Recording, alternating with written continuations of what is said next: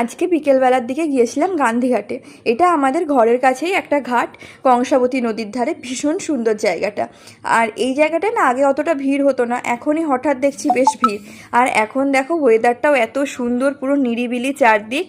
আর আজকে নদীর ধারে গিয়ে আমার তো ভীষণ ভালো লাগছিলো, হালকা হালকা বাতাসও দিচ্ছিল, আর ওয়েদারটাও মেঘলা করেছিল, আর তারপর সন্ধেটা নামছিল জাস্ট, ভীষণ ভালো লাগছিল।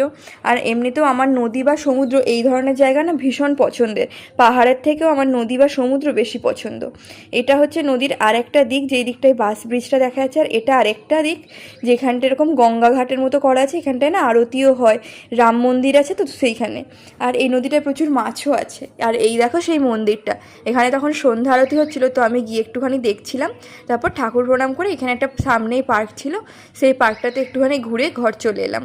ভিডিওটা যদি ভালো লাগলে তো তোমরা চ্যানেলটা সাবস্ক্রাইব করে একটা লাইক করে দিও। দেখা হচ্ছে তোমাদের সাথে নেক্সট ভিডিওতে। বাই।